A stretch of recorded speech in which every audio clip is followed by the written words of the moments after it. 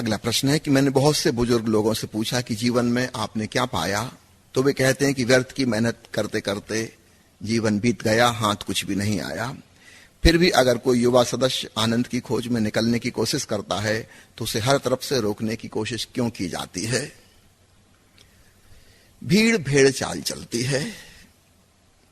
जैसी परंपरा और रूढ़ी चली आ रही वैसी सब चले जाते हैं। सब लोग अगर दुख के गड्ढे में जाके गिर रहे हैं, तुम भी गिरो। अगर तुम अपनी पगडंडी स्वयं बनाओगे, भीड़ के साथ खिलाफत और विद्रोह करोगे, तो भीड़ तुमसे नाराज होगी। भीड़ हमेशा विद्रोह के खिलाफ है। भीड़ सदा क्रांतिकारियों के खिलाफ है। भीड़ किसी भी नई बात के विपक्ष में होती है। उसका एक पुराना ढर्रा है, बस लकीर के फकीर बने चले चलो। भीड़ निजता के, इंडिविजुअलिटी के, व्यक्ति के खिलाफ होती है। भीड़ में कोई निजी नहीं होता। भेड़ बकरियों को चलते हुए देखा, कैसी घसर पसर चलती हैं। उनकी कोई निजता नहीं होती, बस जहां पूरा झुंड जा रहा है सब चले, किसी को यह भी नहीं पता कि जा कहां रहे हैं।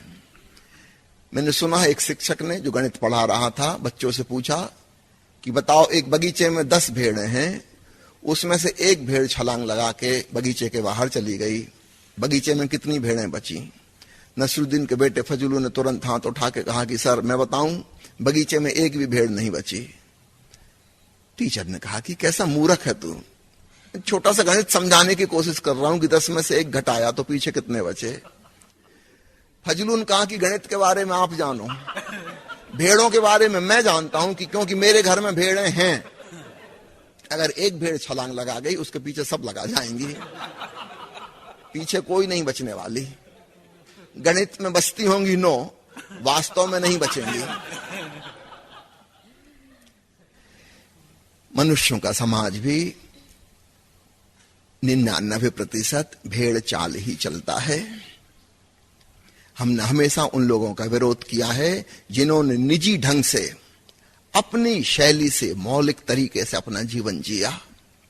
वरना मंसूर की हत्या क्यों की जाती, और ईसा मसीह को सूली पे क्यों लटकाया जाता, और मीरा को जहर क्यों पिलाते, और सांप से काटने के लिए क्यों भेजते, और मीरा को मारवाड़ छोड़ के क्यों जाना पड़ता।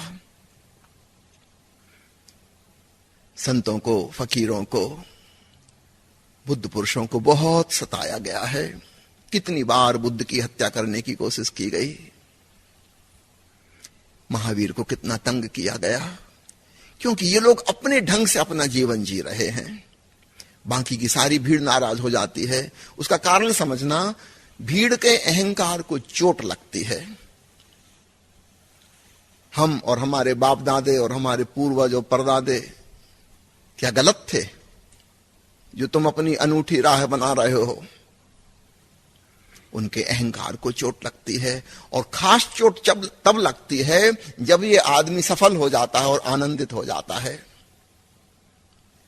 अब जीसस जैसा आनंदित व्यक्ति देखकर वैसे ही ईर्ष्या पैदा हो जाती है। ये आदमी सूली चढ़कर भी अपने दुश्मनों के लिए माफी मांग सकता है।